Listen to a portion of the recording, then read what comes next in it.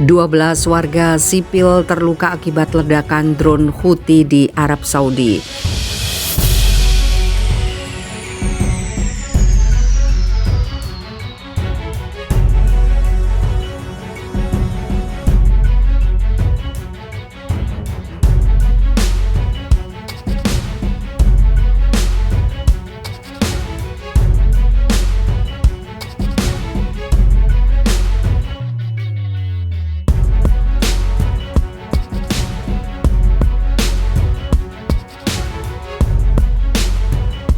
Pesawat tidak berawak milik Houthi, pemberontak Yaman menyerang Bandara Internasional Abha Arab Saudi pada Kamis ini. Namun serangan berhasil digagalkan militer Arab Saudi. Mereka berhasil meledakkan pesawat tanpa awak itu. Namun puing ledakan pesawat menimpa 12 orang dan membuat mereka terluka. Saudi Pers Agency mengatakan 12 itu merupakan warga sipil. Mereka termasuk warga Bangladesh, India, Nepal, Filipina, dan Sri Lanka, serta 2 warga Saudi. Pasukan pertahanan Saudi menghancurkan sebuah pesawat tidak berawak yang diluncurkan menuju Bandara Internasional Abha, kata kantor berita resmi Saudi Press Agency.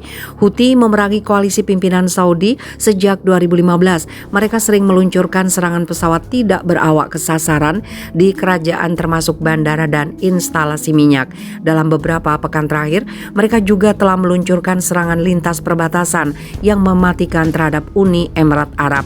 Serangan mereka lakukan setelah menderita serangkaian kekalahan di medan perang di tangan pasukan pro pemerintah yang dilatih UEA. Sebagai tanggapan atas serangan itu, koalisi pimpinan Saudi bertekad akan menyerang posisi dimanapun Houthi berada, termasuk di sana, ibu kota Yaman, tempat Houthi melontarkan drone.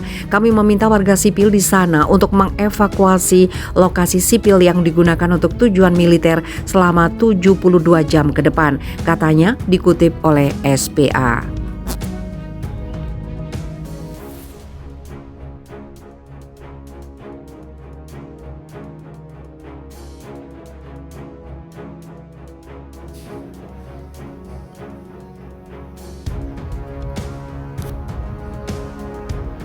Iran luncurkan rudal baru berdaya jangkau 1.450 km bisa jangkau pangkalan Israel dan Amerika Serikat.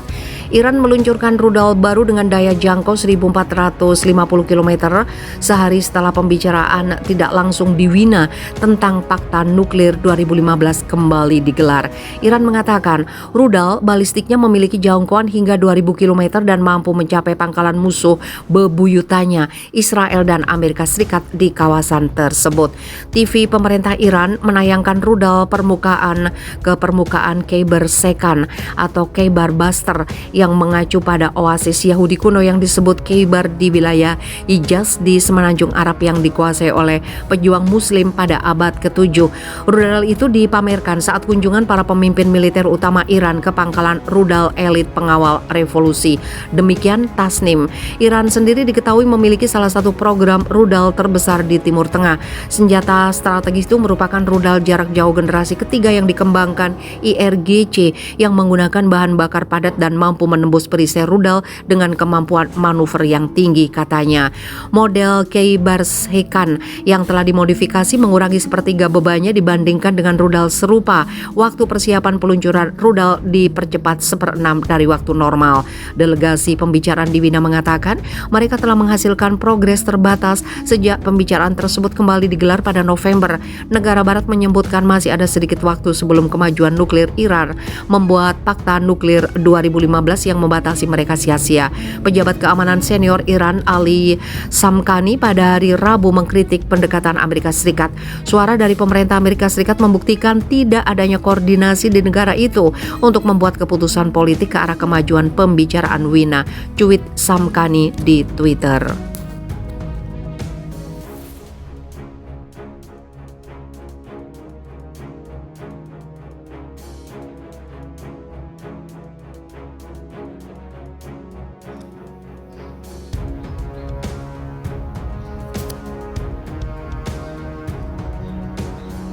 Memanas, Brigade Al-Aqsa bergerak setelah Israel bunuh 3 warga Palestina.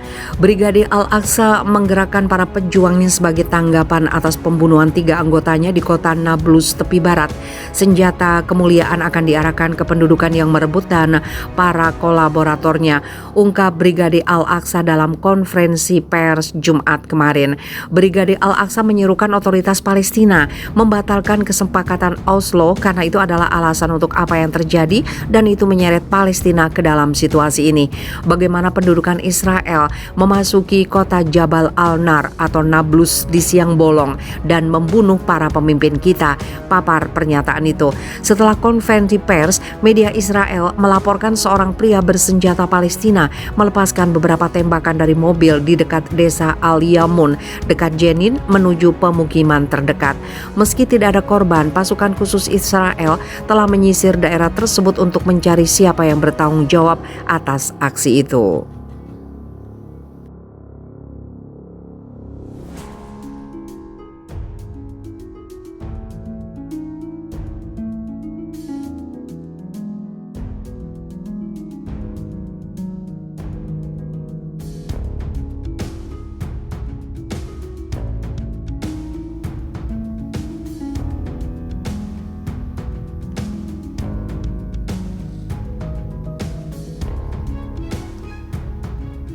Bennett, ancaman terbesar bagi Israel adalah Iran. Perdana Menteri Israel Naftali Bennett berjanji pada Ahad 6 Februari untuk terus bertindak melawan program nuklir Iran. Lapor media lokal, siapapun yang berpikir kesepakatan akan meningkatkan stabilitas adalah salah, kata Bennett dalam pernyataan yang dikutip oleh surat kabar The Jerusalem Post selama pertemuan mingguan dengan kabinet. Israel akan mempertahankan kebebasan bertindak dalam situasi apapun dengan atau tanpa kesepakatan. Perdana Menteri Israel mengatakan bahwa Tel Aviv memperkuat dirinya secara militer terhadap kemungkinan ancaman dari Iran. Ancaman terbesar bagi negara Israel adalah Iran, Bennett memperingatkan.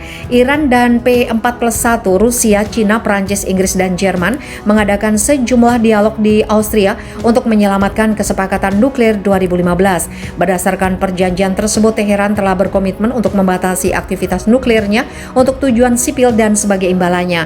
Kekuatan dunia setuju untuk mencabut sanksi ekonomi mereka terhadap Iran. Namun Amerika Serikat di bawah mantan Presiden Donald Trump secara sepihak menarik diri dari perjanjian pada 2018 dan memberlakukan kembali sanksi terhadap Iran, mendorong Teheran untuk berhenti mematuhi kesepakatan nuklir.